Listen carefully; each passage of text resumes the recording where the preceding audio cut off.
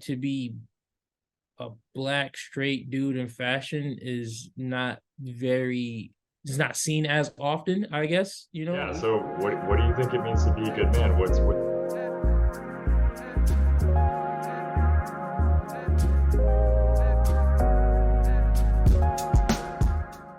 Yeah, so I mean, I'm just curious, like what what you're interested in, or like what you're working on, just who you are at like the highest level, because we're just meeting for the first time. I'd love just to hear about why your background's so cool. Oh wow. Well, I think it started out as just wanting to, take care of, myself, being able to just, like live off my own two hands. I think,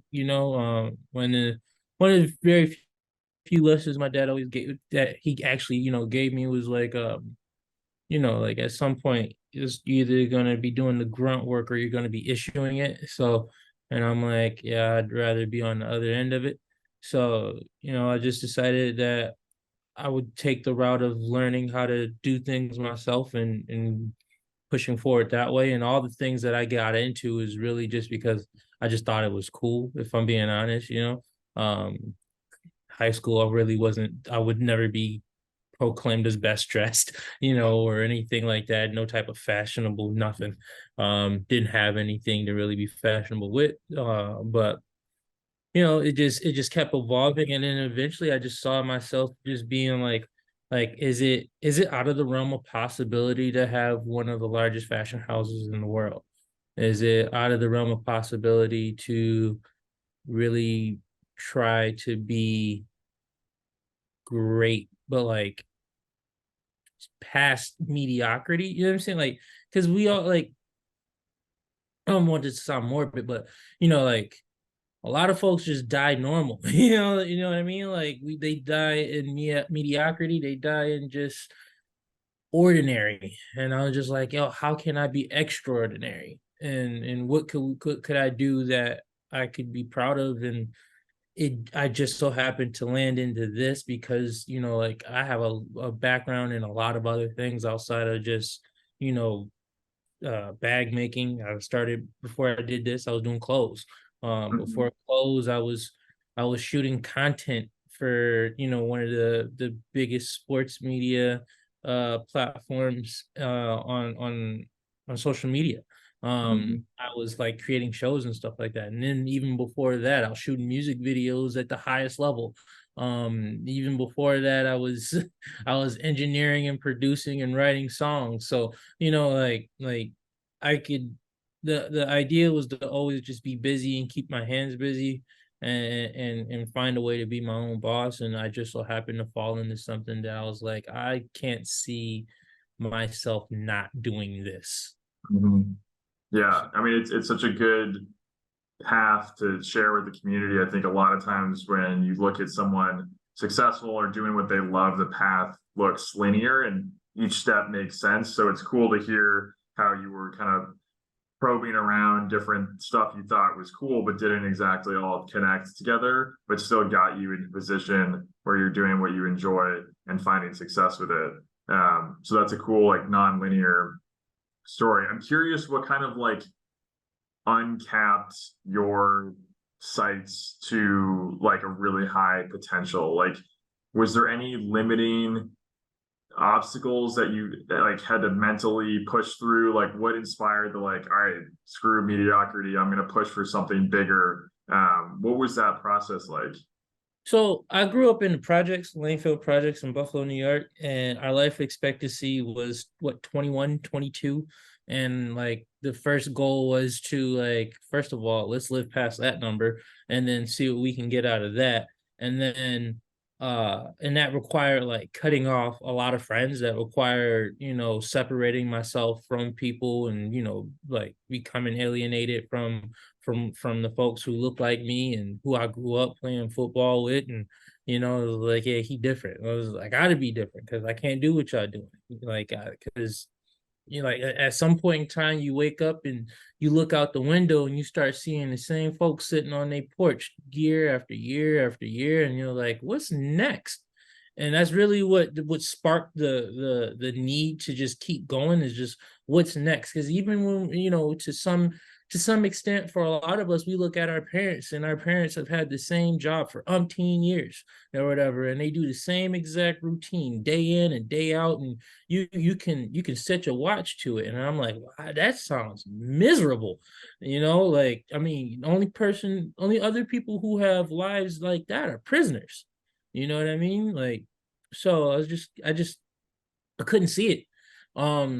So in my pursuit of just wanting to be different, jumping in and out of relationships, obviously you live life. And one day I found myself homeless, and I was like living out of a work van, and like I just keep the keys overnight and just sneak back into the yard, sleep in the van, just run the gas so I could keep warm until, one day I was just like, I gotta figure something out. And this was in between, you know, I was like shooting music videos every once in a while, and I think I might have just been like dabbling into like graphic design and just trying to find my way. And I was just like, you know what, I'm gonna get me a sewing machine, because I wanted to start my own clothing line. And the issue was I couldn't afford the samples, let alone a full order, but I just couldn't afford samples. And I was like, I'm just gonna learn how to make my own samples. And I woke up and I got banged on my mom's door like 2 in the morning. It was like, hey, I bought this sewing machine from Walmart. Can I at least bring it here? And then she like let me in the house, and because me and my mother were estranged for a few years and stuff like that. So um I just went over there. I left the sewing machine. I called off work for the next day, and I spent that entire day that I called off learning how to sew. And I kind of just been going ever since. Hmm. Yeah, I mean it's a reminder to just when you're down and out, staying busy, or like you said, always finding the next thing. Especially using, like, looking at the end of your own arms and you see your hands and you put them to work, and always learning a new skill. I'm also curious on like how, like, your perspective on masculinity might have woven into this. Like, was there any thought of like, what does it mean to be a man in fashion, a man with a sewing machine, like a man making clothes? Like, did that influence, especially when you were younger, did that influence your start and how you thought about yourself or where you could go? Um, I didn't even think it was something different until I started really spending time and money in like Joann's and stuff like that, and like going to like the fabric stores, and then Yeah. the older women would be like, "What are you making?" And I'm like, "Making a jacket." And they're like, Yeah. "Really?" And I was like, "Yeah."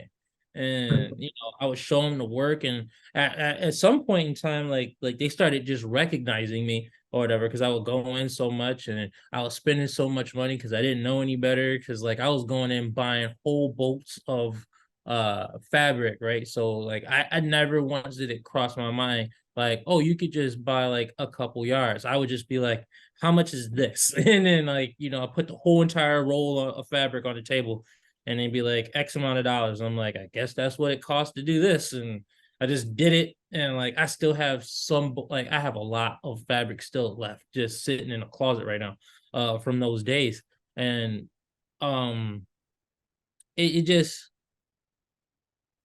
I think it never really, like I said, it didn't cross my mind until, only women started asking me, like, really, you're into this, and then, you start doing your research and diving into the ins and outs of it. And then you start seeing more men, but I think you start seeing like, for like more gay men, and especially when like the designers are black, they tend to be gay or even white, I guess. I don't even think you could really put a color on it at that point. Um, so excuse me for really, like, if I made it uncomfortable for somebody, um but to be a black straight dude in fashion is not seen as often, I guess, at least from Mhm. what little bit of digging I've done. You know what I mean? Like, there's like there's designers and stuff like that, and like there's like guys who definitely delve into the world and are straight or whatever, especially black men that are straight. But like more often than not, when you start digging, like you start seeing, like that different community. Um, and more power to them because they found something that called them, and here I am in the same line with them, trying to get to the same goal. So, um, but I think the masculine part really, like I said, this didn't take effect until I started to be questioned about it, because in my mind, all I wanted to do was provide for myself and be able to provide for, like my immediate family, like mom, brother, nephews, and stuff like that. And I'm the oldest of two, and at least on my mother's side, and it was just an inherent thing in me where it was just like, figure it out, figure how to make money, figure out how to take care of, provide, and do what you have to do, in order to not ask anybody for anything. And even within that process, you learn that no one man is an island. You can't do everything by yourself. So, and it takes a community to really build an empire for real, when you think about it. That in a hefty bit of luck, I think, is all necessary. But I think coming to terms with the fact that it's going to be your fault whether you win or whether you win or fail, I think that's important when, as a man or as a person, like masculinity is such a, the word just been tossed around so much, and it starts to like it's been, not devalued, but like vilified in a lot of spaces. And the only thing I could ever think of when it comes to that word is like, who are you protecting? Who are you taking care of? And what are you doing to secure a future for your offspring, or lineage, if you will? Mm-hmm. Yeah. A lot of the conversations I've had through Under the Hood Talk, there's a lot of those themes in there, on masculinity being more nuanced than just kind of the word that gets thrown around. And especially the one of the tenets being like the provider, whether it's a father figure or provider for family or network. And I'm glad you brought up that, like, it's not an island, because a lot of guys will feel that pressure to be the provider and work hard, and that's a great positive influence. But the reminder that, like, human beings are social creatures and community is like what we thrive on. And so having those two in balance, is something I've heard as a theme as being really important for men's mental health. So I'm glad that you brought that up. Yeah. In your pursuit, like as you've been building, like, do you have certain practices that are either like individually healthy or calming for you, or like practices for how you either might reach out to a friend or like network in your community for support? Like, what are the things that will get you off your island, either asking for help or looking for advice? Well, I've been fortunate and blessed enough to surround myself with uh older men in my life, as far as just like, like who I would consider, mentors or something of that nature. And I think with time, like these men realize, like, I can't keep all this to myself. And then what they would do is, like I would start to keep stuff to myself, but they could read me, I guess, if you will, and be like, hey man, you might want to talk about something. Because if you don't, you're gonna end up, hurting yourself or someone else. And like, because again, like the pressure of like being able to make sure bills are paid and food's on the table, like not knowing how that's gonna get done could like really drive you up a wall. And I think, you know, again, I've been blessed with like some really great men in my life, far as like, and dudes that when you look at them, like you could, like if you heard them talk, you'd be like, those some really tough dudes, but they'd be the first ones to be like, hey man, this is messed up in my life. Like, and obviously, like we all express ourselves a little bit differently. Women want to cry on the shoulder, as opposed to dudes would be like, yo, come through and bring a bottle of whiskey and like let's play video games, and the conversation happens and develops. and we figure it out. Or, so, sorry, hold on. Very My good. just give me a hot second. Yeah, My yeah, dog. no, take your time.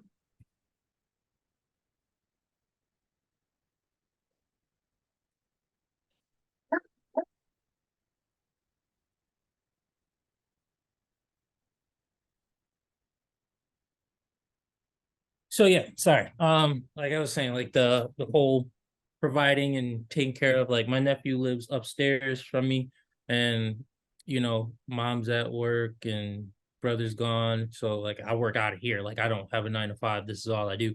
So like he's been with me all summer. Um, but yeah, these guys be the first to let you know, like, hey, let's talk about something, or like they got something on their chest, and we just we go through the motions, and we talk about it. And it may sometimes it's not to really come up with an answer for a solution, but rather than to just say it out loud, because sometimes that could be enough. And a lot of times you just start talking, and you can start to almost answer your own questions per se that you've been asking yourself, just Yeah, because, as long as you just at least have a soundboard. And as far as like releases and stuff like that, dealing with like the anger that comes with this masculinity, quote unquote. You know what I mean? Like I play a lot of football, like flag football and stuff like that. And like anyway, like, because like it's flag, but it's still, you get a good hefty amount of aggression out if you know what you're doing. Um, and like I rely on those things, and again, I have even like a younger core of friends or whatever, and we consistently talk, and like let each other know, like, hey, someone's around. And I think that's, at least for me, that's enough. I am an introvert by nature, uh so I am very much okay with, like, I don't show up many places, but I like to be invited. If you know what I mean. Like I love yeah, the yeah, saying no. But like getting the invite alone is enough to let me know, okay, people care about me, and I'm not going, but I really appreciate that you invited me. So and that helps, man. I think if we're looking or thinking about like the idea of, like, men's mental health and stuff like that, I think a sense of community is very important. And we need to be, like that whole pack or that team thing, like, um I play Call of Duty religiously almost every night before I go to bed. That's what I'm doing. And it's not because I want to go play video games, but like I get to sit with a special set of dudes every night. And whether we talking about business, or like, I've made most of my money in my life has been made playing Call of Duty. Just being on at the right time with the right folks, and having a little bit of input can take you a long way. But again, it's like that reliability of knowing, like, it's 9:30. All right, let's wrap this up. It's time to go and see how everyone's doing. And it's good to know that you're not the only one that's just going through life at the moment. yeah. No, I I hope think a oh, lot I of hope I'm guys. not rambling. No, no, I think a lot of guys can relate to that. I do the same thing with my little brother. With we play Fortnite, and Mm, it's like, when else am I going to be on the phone for an hour and a half? And it's like not the hardest game or in the world, so we're just talking the whole time, and it's like that's our time to connect and talk. And I think like some people make fun of like guys and their gaming and their gamer friends, but like that's real. And it's like super good. all around the country, guys have had their group, and they might not even be, they may be in different states or different time zones. But when you get on, it's like and link up with, Man. different countries, and there's like amazing stories of guys like really bonding with their gaming group, or like you already were friends, and that's the thing that keeps you together for years. And so it's like it's nothing to take lightly. It's like a real thing to just get that time with your friends. So I'm Yeah, glad you brought that up. It's awesome. yeah, it's 100% necessary for me. And like, from an entrepreneur, because like there's some like real frugal cutthroat entrepreneurs out there who's like no games, no nothing, Yeah. going ball to wall every day. And Yeah. I admire that, but at the same time, I'm like, I need at least 2 hours with the homies, or Yeah. like I feel disconnected from a lot of things because whether I'm in a text group, because like that text group isn't always going off or whatever, or like the older homies, like they have families, like full families. So, they might not be available to you, but like that, like I said, 9:30 hit, everyone who's gonna be on, Yeah. So and I like I've been able to build relationships with some really great guys, over the past since modern warfare, what, one, maybe two, we can Mhm. go back as far back as and so that's over a decade, Yeah. with the friendships, like, right. So like there's this married couple that I play with a lot too, right? And like they play together, and we all just have a conversation, like while we're just playing, and just kicking it, and but we've been friends, yeah, I want to say since Modern Warfare 2. And it's again, it's whether we eat, and then there's been times where like you might fall off from talking to that person for a little while, but when you get back, it's like nothing ever changed, and it just keeps on going. But I think I say all that to say, like for me specifically, consistency in people is very important, to knowing that, I guess, I don't need to count on you to take care of anything, but just to at least see how you're doing is important to someone like myself. Hmm. Yeah. And I mean, I guess two things. So one, it's because you're an entrepreneur, I'm glad you brought that up because a lot of especially a lot of the content I engage with, like reading about or watching things about masculinity or guys, and some of the hustle culture, the grind culture, like you said, like no breaks, no help, no rest. Like, come on now, like no one's doing that and feeling great about it. And I'm sure there are times as an entrepreneur you do need to do that, but we're all human, and to not take a break or deprive yourself of like friends and connections is just not what you need to sustain mental health. And so I'm glad you brought that up, as like from your perspective as an entrepreneur, that you have that kind of balance. Is so important because especially so much of like the masculinity content is geared towards that, like flash and burn real quick, like get rich quick, work super hard, and like whatever, retire at 27. And it's Yeah, just, that's not the way you do it. no, I don't see like, and don't get me wrong, I think even in my current state, whatever, like I have this conversation with my girl all the time where I'm like, everything else is secondary. Like until I'm not worried about like having money is great because it helps you not have to worry about money. Yeah. And when that's your major issue, excuse me, in life, like you kind of like start to move a lot of stuff to the side, and you kind of get this bit of tunnel vision or whatever have you. Like, so like for me, like I think, and it's not something I'm proud of, but like I tend to push like healthy eating aside, or because it's like, do I want to spend that extra time cooking something versus like I can just hurry up, run, go grab it, be Yeah.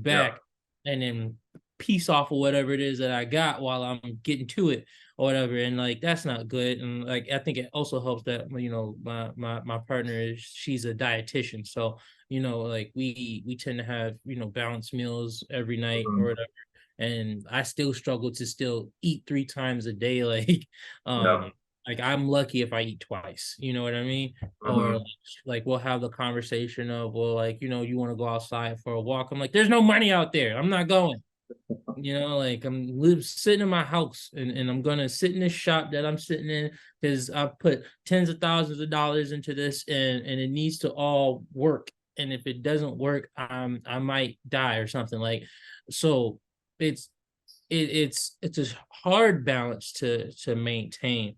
But the idea of, again, just the consistency at like, hey, because I'm up at like what, 7, maybe 6, on a good day. And but from, let's say 7:30, 8 o'clock ish, by the time I'm actually in here, till about 9:30, I'm going. And then by 9:30 hit, Like, you jump in the group chat and you see the eyeballs looking to the side, like, where we at? And I'm like, yep, like, it's time to go. It's time. That's So, awesome. we clock out and then we connect and then we do it all over again the next day. But, and even still, like I said, like that whole idea of like repetition and stuff like that, I'm like it bothers me to a good degree. So, I'm hoping that, not even hoping, because things have been happening because of certain parts of that repetition, right? So like I got friends who I play the game with now who used to sleep on my couch and are now millionaires. You know what I mean? Like, so I'm like, all right, so there's something here, and you can only be as successful as the people you chill with every day, and that's what I kind of thrive on. Like if I'm being fully transparent, I'm like, I'm I'm I'm the I'm not terrible, but I'm the worst out of the group when it comes to like life situation, you know what I mean? When it comes to like financial stability and all this other good stuff, because they found something that works for them or whatever. Like my one friend, like I say, just became a millionaire. I have another one who became one and just doing real estate. And then there's another who's like financial advisor, like a what, three-time generation or something like that, and he's doing pretty good for himself. And I look at these guys and I'm like, I can't wait to be like y'all. And I get closer and closer and closer.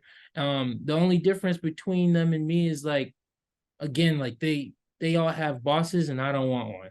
Yeah. So, and I think our the journey looks a little different, but the end goal is the same as theirs, and I think that's why it continues to work. Yeah. Yeah. I mean, and then right back to what you said at the beginning, it's like it's a good lesson in just how intentional you were with the people around you. Like growing up, realizing like, okay, I can either be in this environment and be with these people around me, or I can go choose to have these mentors that I look up to, and pursue their path. So and the effects are clear. Um, I know I only took half an hour of your time, so I wanted to leave a few minutes, just I to got do more than any. that. I mean, if you want to stretch it, we can stretch it. That's fine. I can stretch it probably just a few minutes past, but I do have another interview at 3:30. I do them in half hour segments. So I guess just in the last few minutes, I'm just wondering if you have like a message or words of advice to anyone, any guys setting out like on the entrepreneurship journey, things that you might have picked up along the way that could be useful for someone listening in and like wondering how to get started. Um, I got a couple things I'd like to say on that. One, it's okay to say I need help. It's okay to acknowledge that you're struggling, and it's okay to find yourself uh not the strongest that you could possibly be. I think if you could, honestly, if you could recognize it, you're that much closer to actually solving the issue in and of itself. The second thing I would say is, you know, uh I guess in conjunction with what I just said, is like get a solid core of friends, and make sure you're not the richest or the smartest person in the room, because it's not going to do you any good. Um, and I think on the other side of that, I would say get a good woman, like, especially if you're an entrepreneur, or most men know if they're like a lot. You know what I mean? Like in a sense of just like either my personality can be a lot, or like maybe like I have high expectations or demands out of people. But like if you can find someone who's more than willing to just, deal with you day in and day out with your uh your essence, or your just your presence of just being, especially when you jump into like your lizard brain or whatever have you, and someone who can navigate around you and be like and guide you in the right way and keep you grounded, like that's important. I think like don't rely on women in the sense of the physical comfort, if when it comes to like dealing with multiple women, like that's not, in my experience, I'm 35 now. That has never landed me anywhere. Actually, it costs you so much money. Yeah, more stress. Yeah, it costs you so much money, so much time, and really, if you could just spend the time and focus on one, and like it will pay over tenfold if you can show her your dream and she can sit in your dream with you. And I know it kind of sounds kind of selfish, for if there's any women actually listening, but like, believe it or not, when he starts to tell you his goals and his dreams, they oftentimes have you included in those details. So it's not necessarily for him, it's always for y'all, if you know what I mean. Like it's always a we thing, and it goes from me to we once she is involved. Mm-hmm. I love this. I love this. Asking for help and getting a strong partner, that is a good combo in the support of the entrepreneurship journey. So I appreciate you sharing those. I wish you all the best of luck with the pursuits. I'll be checking in on, I know, with getting involved with Fig. So I'm excited as that progresses. I was already checking out some of your designs. I was looking at it was like a green triangular one with the stitching. It was pretty dope. So I'm excited to follow on your journey. It's so good to meet you, man. I really appreciate the time and sharing your story and advice and lessons. And think it'll be really awesome for our community to learn from you.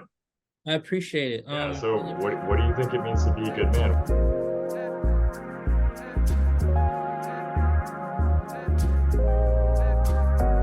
I don't think there's a single definition. Things that make up a good man are just things that make up a good person. Someone who's honest, someone who's decent. You're also willing to express yourself in a healthy way, and you're in touch with your emotions as well.